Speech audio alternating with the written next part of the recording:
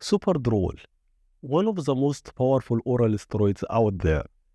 It is known for producing rapid strength gains and a very dry full look in a very short period of time. However, it is also one of the most toxic oral steroids. In this video, I will break down everything you need to know about Superdrol, its history, how it works in the body, the benefits, the side effects, and the science behind it. We'll talk about the real-world dosages that athletes use and how and when it can be used for increasing muscle mass, strength, or even in a contest prep. And of course, we'll also cover Superdrol-only cycles, testosterone suppression, and much more. So, if you are curious about this powerful compound, this video will give you a complete science-based breakdown of Superdrol combined with real-world application. So, let's start with the history and medical usage of Superdrol. Superdrol is the brand name, while the chemical or generic name is Methyldrostanolone. And it has also another name, which is Methyldrostanolone. Superdrol was first described in 1959, and it was developed by the pharmaceutical company Syntex. Superdrol has never been approved for human use, and it remains a research drug until now. However, in 2005, Superdrol was actually sold over the counter as a supplement without any prescription or restrictions, just sitting on shelves like your normal protein powder. At that time, it hadn't yet been recognized by the FDA as an anabolic steroid. But by the end of that same year, the FDA officially classified it as an anabolic steroid. And about a year later, all the companies producing it had to shut down its production completely. And today, Superdrol is only produced by underground labs. And now, let's move to the structure and characteristics of Superdrol. Superdrol is derived from the hormone dihydrotestosterone, also known as DHT. Its chemical structure is very similar to masterone. The easiest way to describe Superdrol is an oral masterone. The only difference between them is that Superdrol is a C17 alpha-alkylated anabolic steroid. This means its chemical structure was modified by adding a methyl group to protect the hormone during oral administration. Without this modification, its effects would be greatly reduced when taken in an oral form.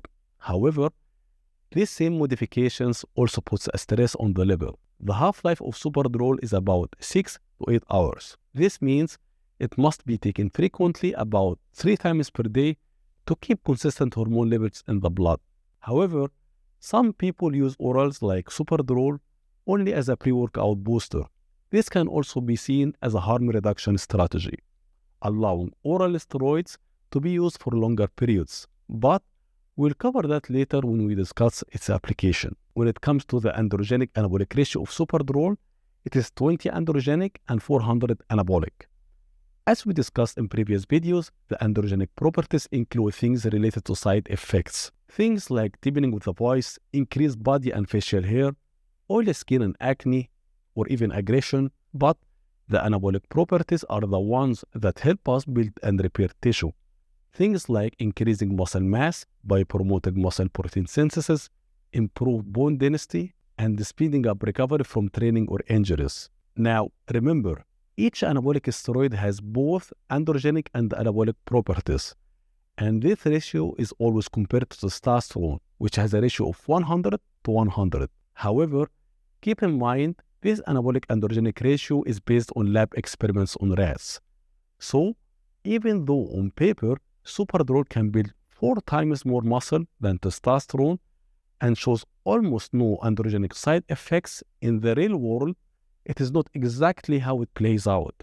This is why I personally see these ratios as just a guideline, and I don't take them very seriously. And now, let's discuss the side effects of Superdrol.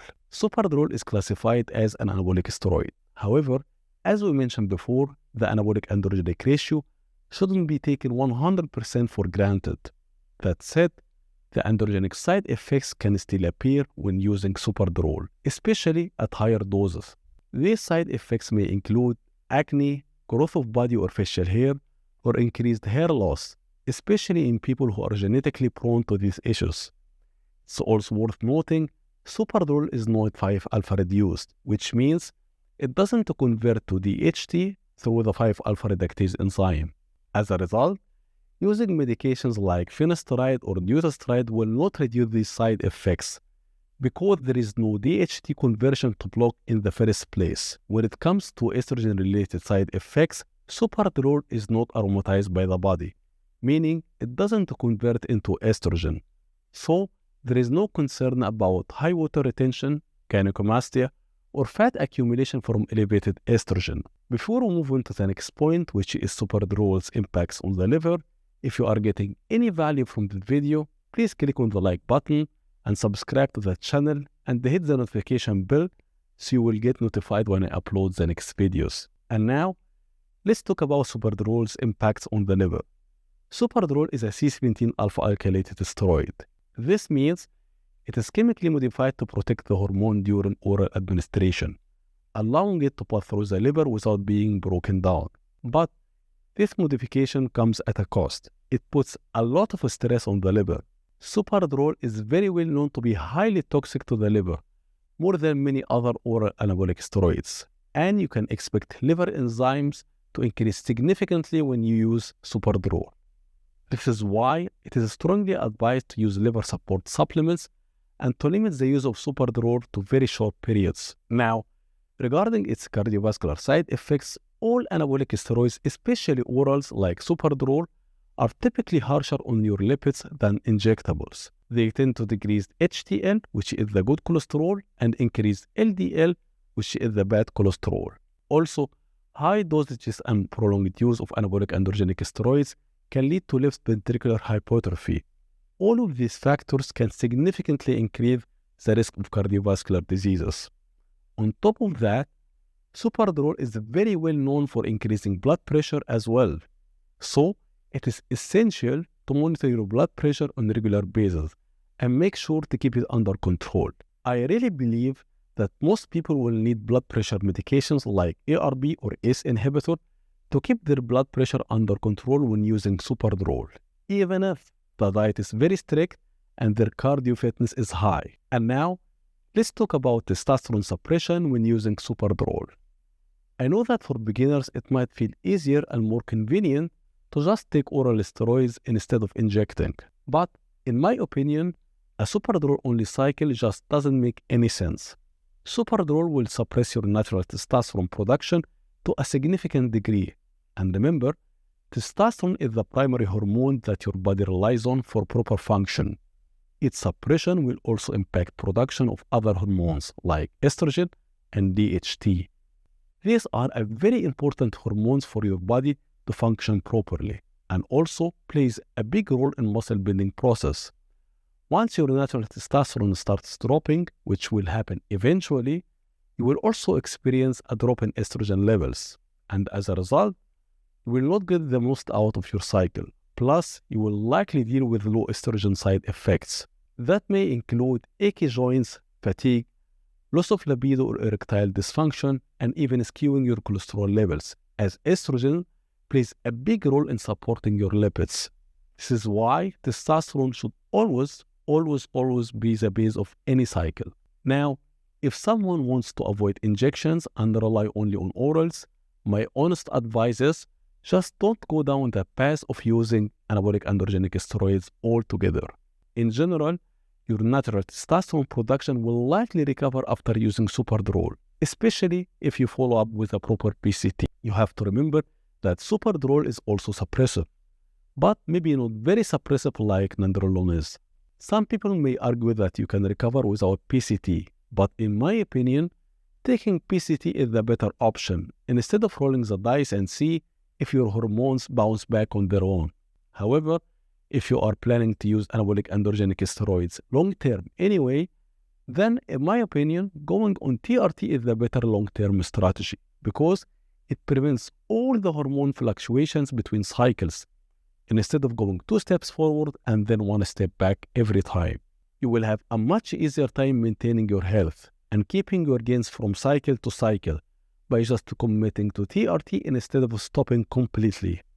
And let's be real, After years of cycling on and off, you will end up on TRT anyway. And now, let's talk about the dosages of Superdrol and how it is commonly used among athletes. I had to change my t-shirt because I spilled some coffee on the other one. Okay, let's get back to the topic. As we have mentioned, Superdrol was never been approved for human use. Therefore, there are no official prescription guidelines. However, the most common dose among athletes starts from 10 milligrams per day and goes up to 30 milligrams per day. Of course, there are people who push it higher than that, but we are talking about the most common dosages. So, what you can expect in terms of results from Superdrol? Superdrol can increase strength significantly and rapidly. Also, Superdrol provides a very full look and it is dry, not watery like the anabolic, for example. In general, Superdrol has different applications depending on the user's goals. Some users like to run it as a pre-workout booster, especially on days they are training lagging body parts, as Superdrol is well known for its ability to increase strength. Therefore, it is commonly used in powerlifting as well. Other users like to include it at the end of a cycle during the off-season. This is typically the last maybe 2 to 4 weeks or a little bit more if they can handle it, to push size and overcome strength plateaus. But you really should be very careful with the rapid strength increases caused by using Superdrol, because you may injure yourself, as bones, tendons, ligaments need much more longer time to adapt than muscles. Also, Superdrol can be used in the last few days before stepping on stage to feel out. But to really make that work, you have to be peeled. It would also be a great idea to be stage ready about 1 month out from the show, so you can try using Superdrol early and see how your body reacts. Then you can replicate that during the peak week if it worked well for you. Also, I have to mention that Superdrol is very well known for killing appetite, and this can affect you in a very negative way during the off-season, because without eating you cannot grow. So now you know all the pros and cons of Superdrol, so you can make your decision whether to use Superdrol or not. But if you wanted to try Superdrol and maybe it is not available for you, or you tried it in the past but didn't like the side effects of Superdrol, but you enjoy the strength gains and the full dry look, and you want to stick to compounds that are actually approved for human use to reduce the health risks on the long run, there is a very good alternative to Superdrol that can give you very similar results. This drug is anadrol, which I have made a detailed video about it. So, click on this video to learn more about anadrol.